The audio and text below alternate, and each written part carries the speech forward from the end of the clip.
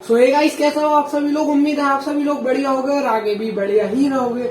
So guys, जब भी हम एक नया गेमिंग पीसी बिल्ड करते हैं, मोस्टली फर्स्ट टाइम जब हम गेमिंग पीसी बिल्ड करते हैं तो कुछ ऐसी मिस्टेक्स हैं जिन मिस्टेक्स के कारण हमारा जो गेमिंग पीसी है वो हमारे बजट पे हमें उतनी अच्छी वैल्यू प्रोवाइड नहीं कर पाता है। सो गाइस, आज के इस वीडियो में हम कुछ ऐसे फैक्टर्स के बारे में बात करेंगे जिनको अगर आप अपने ध्यान में रखते हुए अपने पीसी को बिल्ड करते हो तो आपका जो पीसी है आपके पर्टिकुलर बजट पर आपको बेस्ट वैल्यू प्रोवाइड करेगा। तो ज्यादा टाइम ना वेस्ट करते हुए वीडियो को शुरू करते हैं।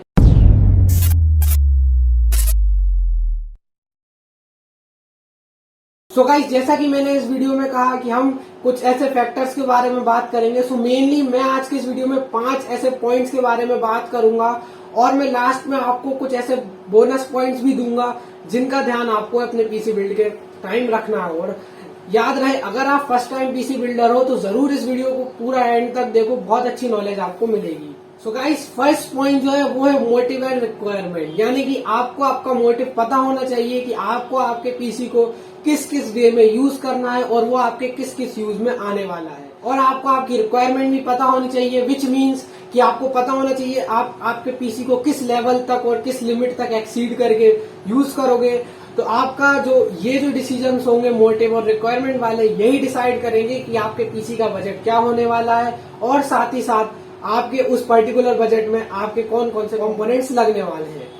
सो गाइस, मोटिव और रिक्वायरमेंट का होना बहुत जरूरी है। अब बात कर लेते हैं तो सेकंड पॉइंट के बारे में। तो ये फैक्टर जो है वो है बजट। अब आपका एक डिसाइडेड बजट होना चाहिए, आपके पीसी बिल्ड का एक स्पेसिफिक बजट होना चाहिए, यानी कि अप्रोक्सीमेट उसको नहीं रखना है कि आज इतना कल उतना, ये आपको बिल्कुल नहीं करना है। एक लिमिट या एक लेवल तक आपने बजट को एक्सीड करके आपको सोच लेना है कि हाँ, अब इस पर्टिकुलर बजट में मैं अपना पीसी बिल्ड करूंगा। अब अगर आप फ्लक्चुएट करते हो आपके बजट को तो प्रॉब्लम क्या आती है, आपको कंपोनेंट्स बार बार चेंज होते हैं और आपको खुद को मिसकंफ्यूजन क्रिएट होने लगती है।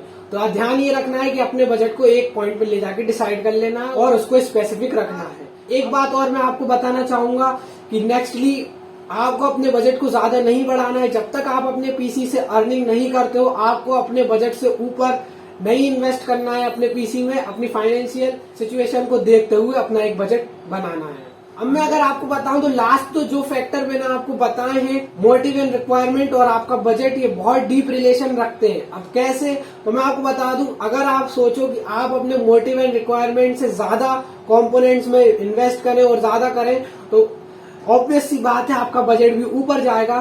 तो आपको अपने मोटिव और रिक्वायरमेंट को सेट करना होगा और अपने बजट को आपको मेंटेन करना होगा।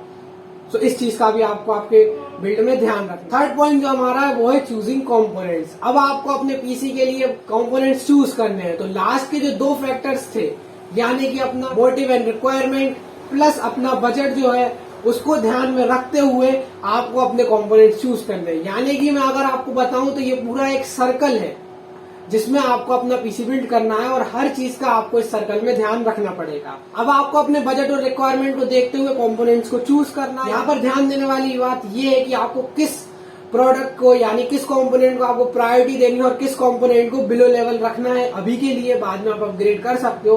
तो इसके लिए हम एक एग्जांपल लेते हैं। जैसे कि आप एक गेमिंग पीसी बिल्ड कर रहे हो तो आपका यहाँ पे मेन प्रायोरिटी होनी चाहिए ग्राफिक कार्ड एंड प्रोसेसर। तो यहाँ पे आप ग्राफिक कार्ड एंड प्रोसेसर पे थोड़ा सा अमाउंट ज्यादा इन्वेस्ट करोगे, वेयर एज आप रैम को थोड़ा कम रख लोगे, एज नीडेड रख लोगे, यानी कि आप उसको एक्स्ट्रा नहीं रखोगे जो आपके यूज में ही ना है। तो इस तरीके से एक प्लान बनाना है आपको अपने पीसी बिल्ड का और पूरे कंपोनेंट्स डिसाइड करने हैं।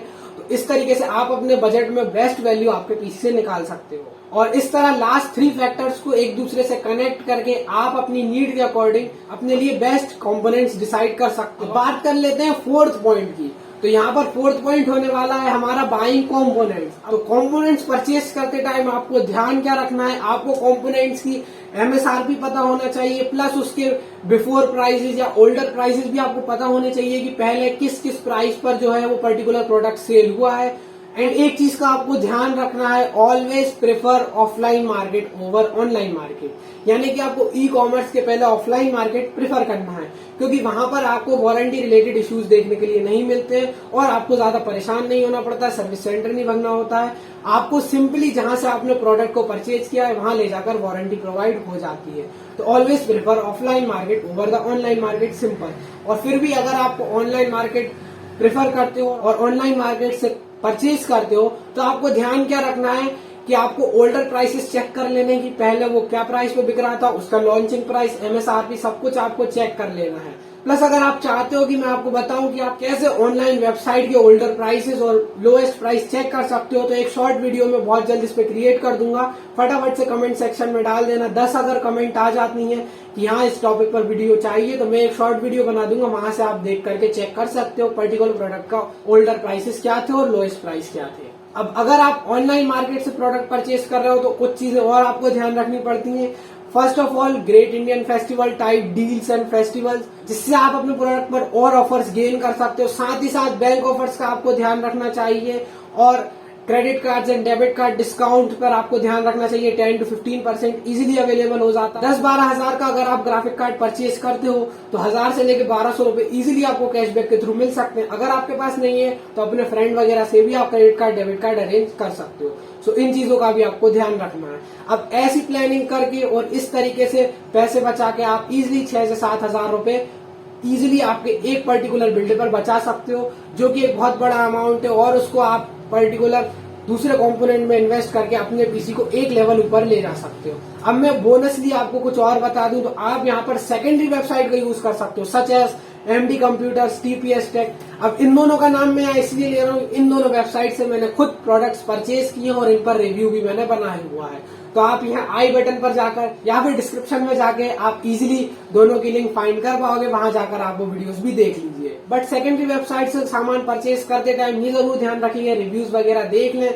मैं आपको सजेस्ट कर सकता हूँ MD कंप्यूटर्स और TPS टेक, क्योंकि मैंने वहां से सामान परचेज किया है, बाकी से मैंने करके नहीं देखा है। आप रिव्यूज वगैरह यूट्यूब पे सर्च करके वहां से भी सामान परचेज कर सकते हो। इससे भी आपको बहुत सारा जो एक पैसा है वो सेव हो जाएगा। अब बात कर लेते हैं last but not the least point के बारे में, तो वो है प्रोफेशनल सुपरविजन। अब अगर आप फर्स्ट टाइम पीसी बिल्ड कर रहे हो तो ध्यान रखिए आप किसी प्रोफेशनल के थ्रू कराओ या फिर किसी प्रोफेशनल के सुपरविजन में अपना पीसी जो है वो बिल्ड करो। अब इससे क्या होगा, क्योंकि अगर आपकी कोई एक भी मिस्टेक पीसी बिल्ड के दौरान होती है तो वो आपके एक बहुत बड़े अमाउंट को इनसिक्योर कर देगी। और एज यू नो कि फिजिकल डैमेज पे कंपनीज वारंटी भी प्रोवाइड नहीं करती है, तो आपका एक बहुत बड़ा अमाउंट जो है वो वेस्ट हो सकता है। तो हमेशा अपना जो फर्स्ट पीसी है, या फिर मैं तो कहूंगा हर पीसी एक प्रोफेशनल सुपरविजन या फिर प्रोफेशनल के थ्रू बिल्ड कराएं। थोड़े बहुत चार्जेस लगते हैं, मिनिमल होते हैं, वो आप दे सकते हो, वेयर एज आपके जो बड़ा अमाउंट है वो सिक्योर होता है। अब प्रोफेशनल पीसी बिल्ड की बात हो ही रही है तो मैं आपको ये भी बता दूं कि आप टेक कम्युनिटी के थ्रू भी अपना पीसी बिल्ड करा सकते हो। बहुत सिंपल है, आपको क्या करना है, सिंपली डिस्क्रिप्शन में दी गई इंस्टाग्राम लिंक पे जाना है, वहां पे DM करना है, आपकी रिक्वायरमेंट्स बतानी, हम आपको कंपोनेंट्स बताएंगे। एक सिक्योर अमाउंट के बाद आपका पीसी जो है बिल्ड होकर आपके घर पर डिलीवर हो जाएगा। और इसमें आपका फायदा ये रहेगा कि आपको कंपोनेंट्स जो है मार्केट से चीपर प्राइस पर मिल जाएंगे, प्लस आपको जो है इन सब पॉइंट्स का ध्यान नहीं रखना। ये सब चीजें हम इंश्योर करके आपको पीसी बिल्ड देंगे और आपको आपका पीसी बिल्ड पर्टिकुलर बजट में बेस्ट वैल्यू प्रोवाइडिंग हम बिल्ड करके देंगे। अब गाइस, जैसा कि मैंने कहा था लास्ट में मैं आपको कुछ बोनस टिप्स दूंगा, तो बात कर लेते हैं बोनस टिप्स के बारे में। तो बात करें फर्स्ट टिप की, तो always use non pirated Windows and games. तो गाइस, यहाँ पर आपको पायरेटेड विंडोज और गेम्स को बिल्कुल भी यूज नहीं करना है, उनको अवॉइड करना है। आपको एक लाइसेंस विंडोज और गेम्स को ही यूज करना है ताकि आपको फ्यूचर में प्रॉब्लम ना आए। साथ ही साथ आपको एक अच्छी क्वालिटी की किट यूज करनी है, मैग्नेटिक स्क्रू ड्राइवर्स वगैरह यूज करने हैं। विंडोज के इंस्टॉलेशन के टाइम आपको इंटरनेट को इंश्योर करना है, क्योंकि इंटरनेट के थ्रू इंस्टॉलेशन बहुत इजियर होती है और फ्यूचर प्रूफ भी होती है, और बाकी सारे उसके जो फीचर्स वगैरह इनेबल हो जाते हैं। स्टूपिड रिकमेंडेशंस को अवॉइड करना है। आपको अपने नीड के अकॉर्डिंग, अपने बजट के अकॉर्डिंग कंपोनेंट्स को खरीदना है, किसी की रिकमेंडेशन के थ्रू प्रोडक्ट्स नहीं खरीदने हैं। और हाँ, सबसे स्टूपिड मिस्टेक को अवॉइड करना है, पीसी के साथ वाईफाई अडेप्टर जरूर खरीदना है। बहुत सी बार होता है कि पीसी बिल्ड हो जाता है और लास्ट में याद आता है कि हमने वाईफाई परचेज नहीं किया, तो इस स्टूपिड मिस्टेक को भी अवॉइड करना है। सो गाइस, आज के इस वीडियो में इतना ही। उम्मीद है अब आप आपके पर्टिकुलर बजट में एक अच्छी वैल्यू आपके पीसी से निकाल पाओगे। और कुछ प्रॉब्लम आती है तो कमेंट सेक्शन आपके लिए है। और यार, ऐसा मत करो, लास्ट वीडियो के एनालिस्टिक आपको स्क्रीन पर शो हो रहे होंगे। अप्रोक्सीमेटली 87% लोगों ने सब्सक्राइब नहीं किया है। बहुत अच्छी नॉलेज है।